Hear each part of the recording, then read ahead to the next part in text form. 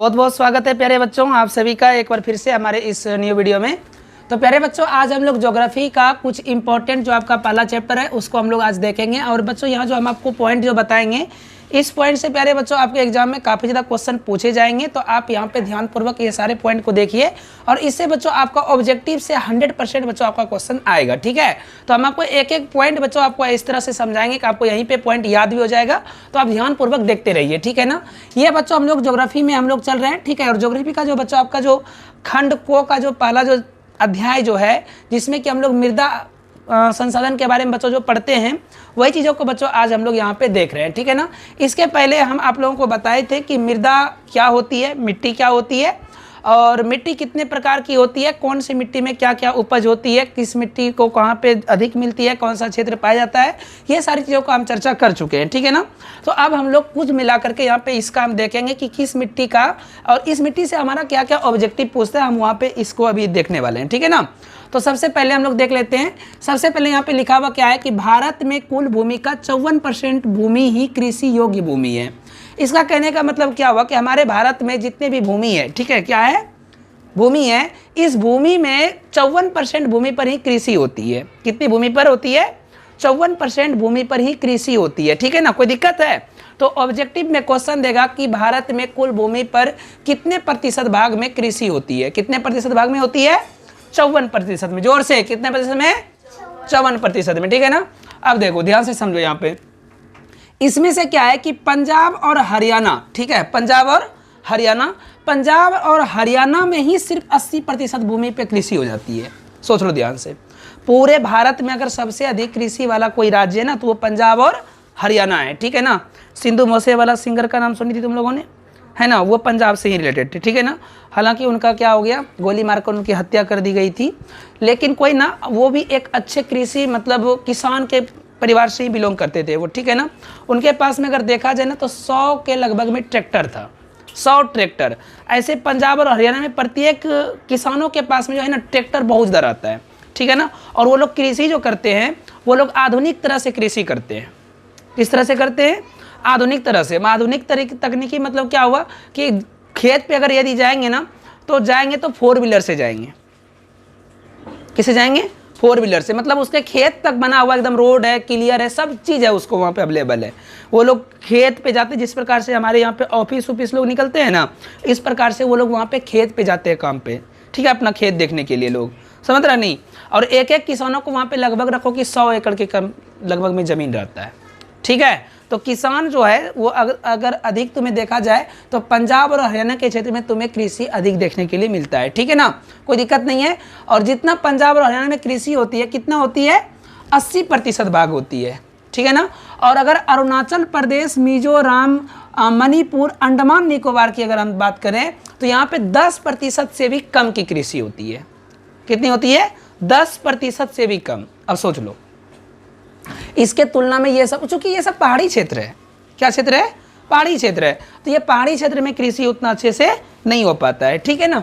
आगे देखते हैं, हम लोग बात करते हैं अगले पॉइंट की। तो अगला पॉइंट है हमारा कि पर्यावरण को संतुलित रखने के लिए कम से कम 33% वन का होना आवश्यक है किसी भी देश में, ठीक है। यदि 33% अगर यदि वन पाए जाते हैं, जिज्ञासा 33% हाफ ही ले रही है बकलिया, 33% अगर वन पाया जाता है तो इसमें क्या होता है कि समझते हैं कि उस देश का पर्यावरण जो है वो संतुलित है। क्या है वो? संतुलित है, ठीक है ना। अब हम बात करते हैं यहाँ पे, देखो अगर हमारा पूरा विश्व की बात करें ना तो सबसे बड़ा जंगल कौन है? अमेजोन की जंगल है। उस जंगल को ना पूरा विश्व का लंग्स कहा जाता है। क्या कहा जाता है? लंग्स कहा जाता है, क्योंकि वहीं से पूरा विश्व का जो होता है ना पर्यावरण संतुलित रहता है, ठीक है ना। इस बातों को ध्यान में रखना है। तो हमारे भारत में तो इतना प्रतिशत वन है नहीं, अभी हम आगे चर्चा करेंगे हमारे भारत में कितना प्रतिशत वन है, ठीक है ना। जिसमें से हमको चाहिए कितना, किसी भी देश को संतुलित रहने के लिए कितना प्रतिशत वन चाहिए? 33% वन चाहिए। तो यहाँ से एक ऑब्जेक्टिव पूछ सकता है आप लोगों को कि पर्यावरण को संतुलित रखने के लिए कितना प्रतिशत वन की आवश्यकता है? कितना प्रतिशत? 33%। अगला क्वेश्चन है, अगला पॉइंट हमारा कि वन विस्तार बढ़ाने के लिए 1952 ईस्वी में, कब रे? 1952 ईस्वी में राष्ट्रीय वन नीति बनाया गया था। क्या बनाया गया था? राष्ट्रीय वन नीति। राष्ट्रीय वन नीति क्या होती है? इसमें जो होता है वन को किस प्रकार से हमें बढ़ाना है, ठीक है, वन को कैसे बचाना है, ये सब चीज़ों की इसमें जो होती है नियम कानून बना रहता है इस नीति के तहत, ठीक है ना। तो हमारे देश में इसको 1952 ईस्वी में ही स्थापित कर दिया गया था, ठीक है, समझ रहे नहीं। लेकिन हमारा ये दुर्भाग्य है कि 1952 में ही ये नीति आई है, लेकिन अभी भी हमारे भारत देश की अगर बात करें तो सिर्फ 20% भाग पर ही क्या है, वन विस्तार है। कितना भाग पे है? 20%, जबकि हमको चाहिए कितना? 33%। कितना चाहिए? तो क्या हमारा भारत का पर्यावरण संतुलित है? नहीं है, ठीक है ना। तो इस पे हमारे देश में अभी बहुत सारे कामें चल रही है, जैसे कि तुम लोगों को दिखता होगा कि रोड वगैरह बन रहा है, तो उसमें वृक्षारोपण का कार्य वगैरह भी हो रहा है कि नहीं हो रहा है। तो ये सब चीज़ों को अगर देखो तो वन नीति के तहत ही वो सब चीज़ें आती है और सरकारें इस पर काम कर रही है, ठीक है ना। तो भारत में कुल कितने प्रतिशत भाग पे वन विस्तार है? 20% भाग पर, ठीक है। यहाँ से क्वेश्चन ऑब्जेक्टिव में पूछा जाएगा, तो इतना सा चीज़ों को याद रखना है, कोई दिक्कत नहीं। अब हम बात करते हैं, अगला हमारा जो टॉपिक बनता है मृदा अपरदन। क्या बनता है टॉपिक बाबू मेरे? मृदा अपरदन। मृदा अपरदन क्या होती है? तो देखो ध्यान से सुनना हमारी बातों को। मृदा अपरदन जो होती है ना, अपरदन का मतलब होता है कटाव। क्या होता है? कटाव। मृदा अपरदन का मतलब क्या हो? मिट्टी का कटाव, ठीक है ना। देखो बातों को सुनो। भूमि की, किसकी रे?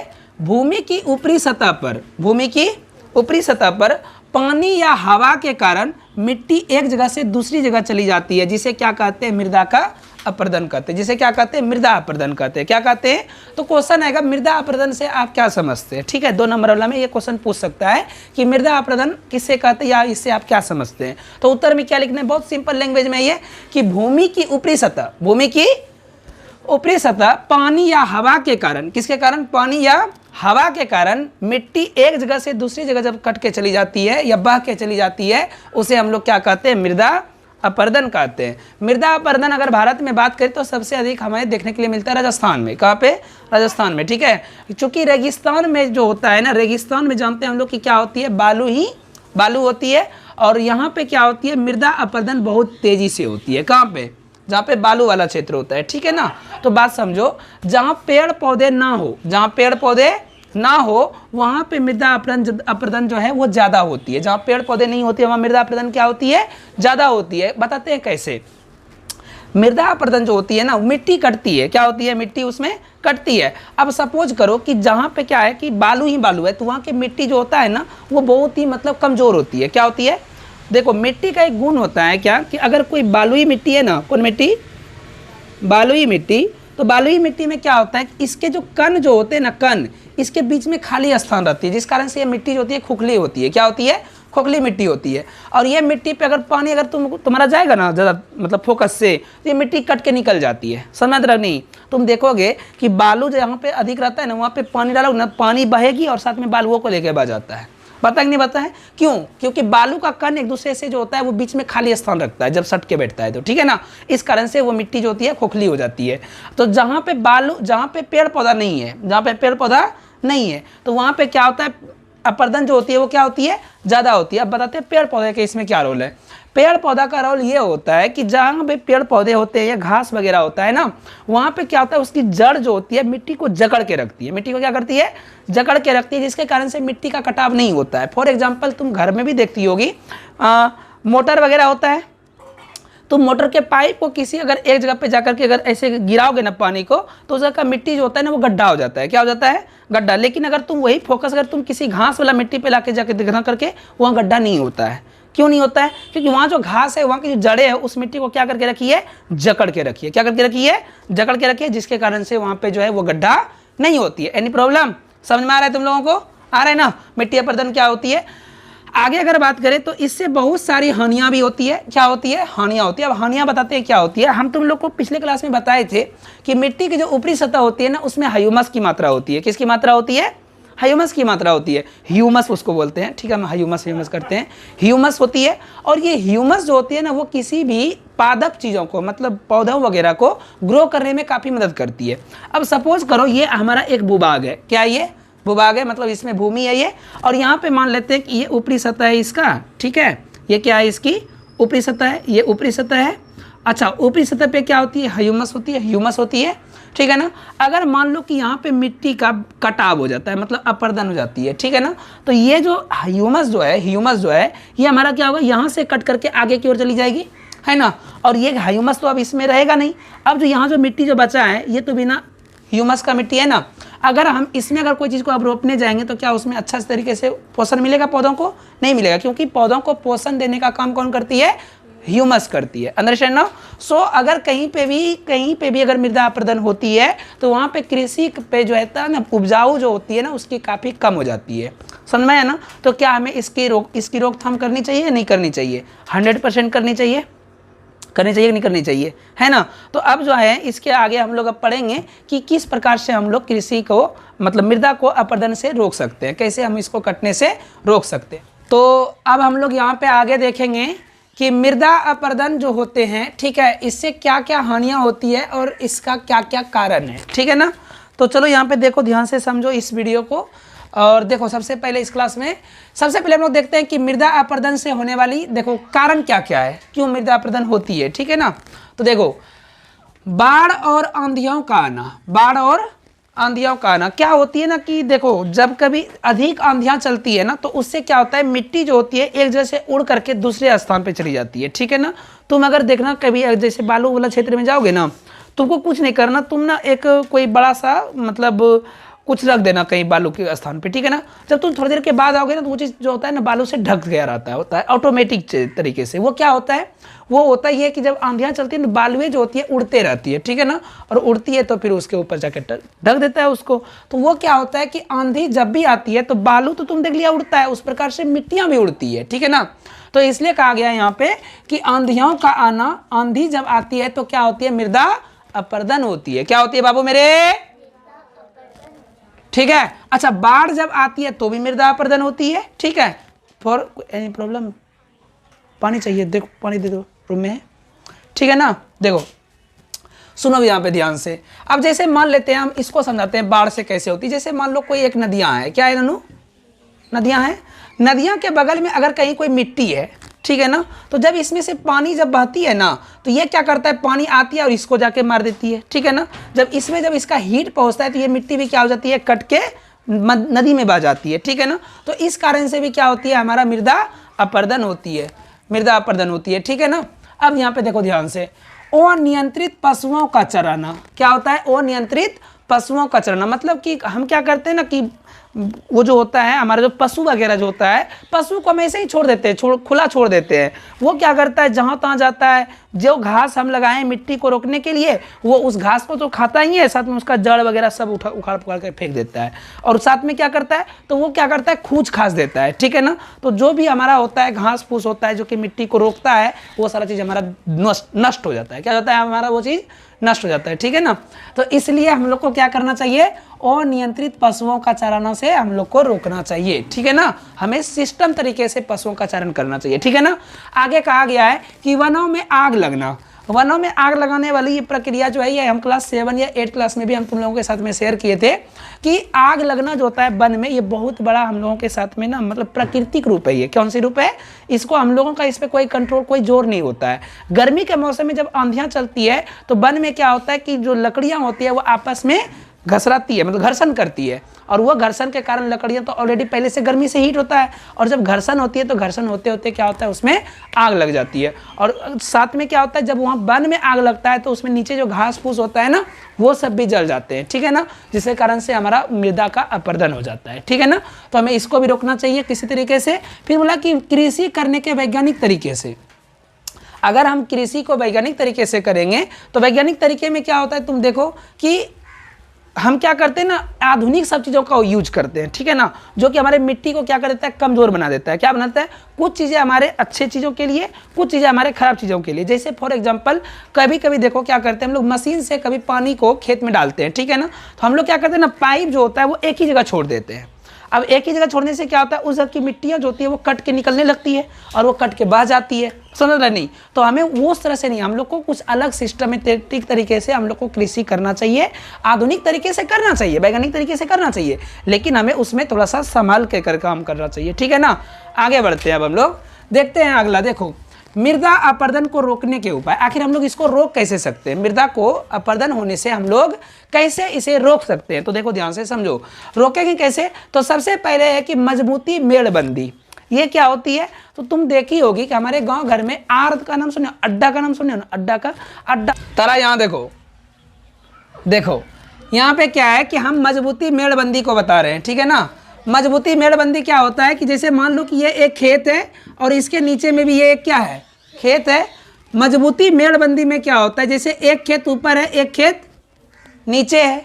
अब इसमें होता क्या है कि जैसे मान लो बीच में एक आर है, क्या है ये, अड्डा है जिसको हम लोग कहते हैं। अब ये अड्डा में क्या करता है, इधर का किसान थोड़ा सा इधर वाला मिट्टी को काट देगा, इधर वाला किसान थोड़ा सा इधर वाला मिट्टी को काटेगा एक साल में, फिर एक अगला साल आएगा फिर ये थोड़ा सा इधर से काट देगा, फिर ये थोड़ा सा इधर से काट देगा।